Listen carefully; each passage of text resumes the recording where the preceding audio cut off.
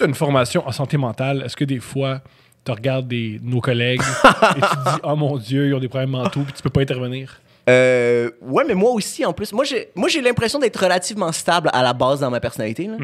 Mais je pense que depuis que je fais de l'humour, je suis beaucoup plus fragile.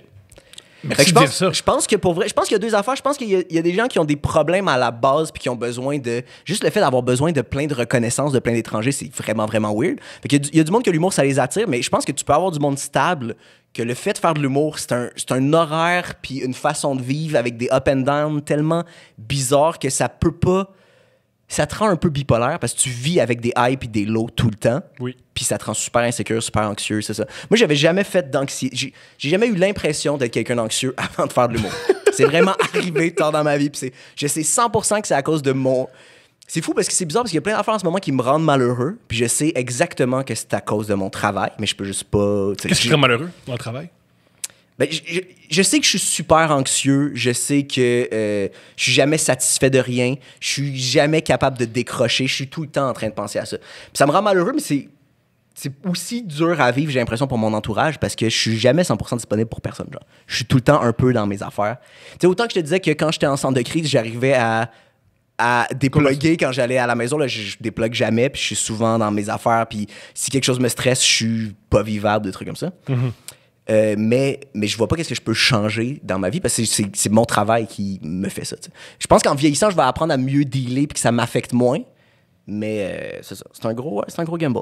C'est un gros gamble de faire l'humour. Ben moi, ce que j'observe, c'est ma blonde est agente et productrice. Et des fois, je parle de mes problèmes par rapport à rire. Puis elle me dit, cette conversation-là, j'ai déjà avec Michel Barré. C'est clair, c'est ça. Puis on pense qu'on est spéciaux, mais c'est la même affaire pour tout le monde. Puis des fois, t'entends des gens que dans ta tête, ils sont super établis, leur carrière est faite, ils devraient pas avoir à se stresser, puis ils se stressent pour les mêmes affaires que toi.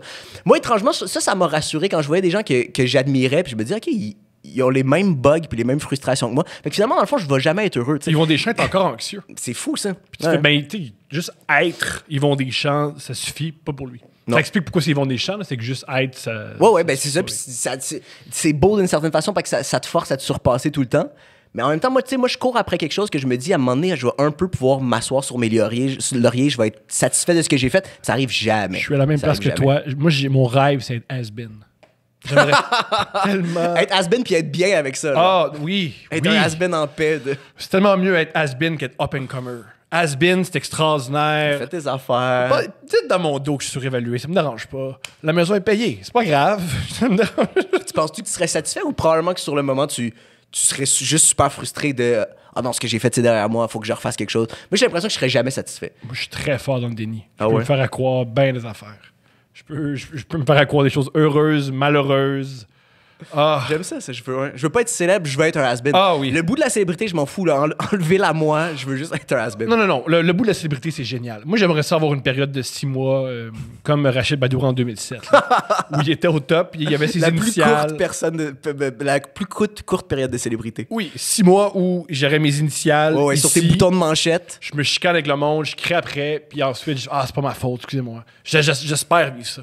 J'espère tellement vivre Juste pour avoir une excuse d'être une merde, en fait, c'est ça ton point de... Non! Ça doit vraiment être cool. Être horrible. Ouais. Ça doit vraiment être... dans tous les films de musiciens, il y a le 20 minutes où il est horrible. Ouais. C'est le meilleur bout du film. C'est le meilleur bout du film. Le meilleur bout des... C'est le meilleur bout pour les... C'est le meilleur bout à voir, mais je pense pas que c'est le meilleur bout pour les gens qui sont autour de lui quand ça se passe, et même pour lui, à la limite, je sais pas. Ben, moi, j'ai toujours le bout où l'épouse « T'as changé! » Parce que, mais oui, il est toujours sur la côte. J'espère qu'il change. C'est sûr qu'il a changé. Ouais. Mais je pense pas qu'il feel bien. Si tu pètes vraiment toutes tes affaires puis tu garoches ta vaisselle sur les murs puis t'es crissement pas bien, veux pas, tu sais. T'es pas bien là-dedans. Je comprends. À voir. Bichesse. 6 mois. Si t'es capable de vivre 6 mois. Fais un très court mémoire pendant ton 6 mois de célébrité. Là. Après ça, tu sors un livre de 40 pages qui était ma période de célébrité Thomas Levac.